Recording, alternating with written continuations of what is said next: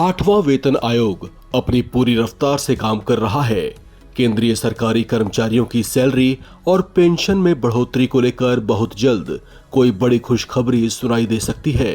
देश के 50 लाख से ज्यादा केंद्रीय कर्मचारी और 69 लाख से ज्यादा पेंशनर्स बड़ी बेसब्री से ये जानने का इंतजार कर रहे हैं कि 8वां वेतन आयोग फिटमेंट फैक्टर क्या तय करने वाला है, क्योंकि फिटमेंट फैक्टर ही वो मैजिकल नंबर है जो अलग अलग लेवल के केंद्रीय कर्मचारियों के वेतन में बढ़ोतरी का आधार बनेगा।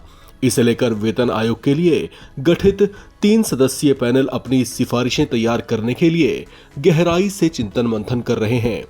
8वां वेतन आयोग का ऑफिस दिल्ली के जनपथ में चंद्रलोक बिल्डिंग में पहले ही बन चुका है, जिससे पता चलता है कि वेतन आयोग यहीं से सिफारिशें तैयार करने की प्रक्रिया को रफ्तार दे रहा है। लेकिन इस बीच एक बड़ी हलचल हुई है।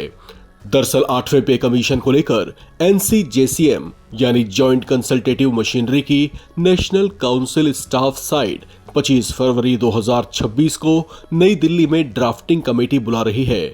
इस बैठक का उद्देश्य केंद्र सरकार के कर्मचारियों और पेंशनर्स के लिए मांगों का एक यूनिफाइड मेमोरेंडम तैयार करना है। चर्चा है कि इसके जरिए केंद्र सरकार से कई बड़ी मांगें की जाएंगी।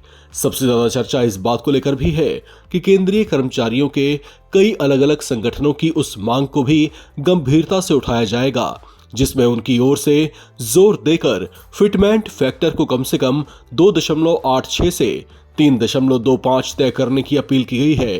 केंद्र सरकार ने अगर 3.25 के फिटमेंट फैक्टर की मांग को स्वीकार किया तो देश के केंद्रीय कर्मचारियों की बल्ले बल्ले हो जाएगी। चलिए इन ग्राफिक्स से संभावित फिटमेंट फैक्टर और उससे होने वाली संभावित वेतन बढ़ोतरी को देखते हैं।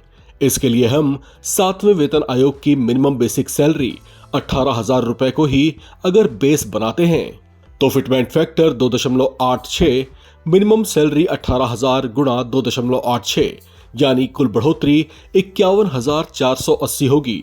अगर फिटमेंट फैक्टर 3.0 होता है तो मिनिमम बेसिक सैलरी 54,000 बनती है।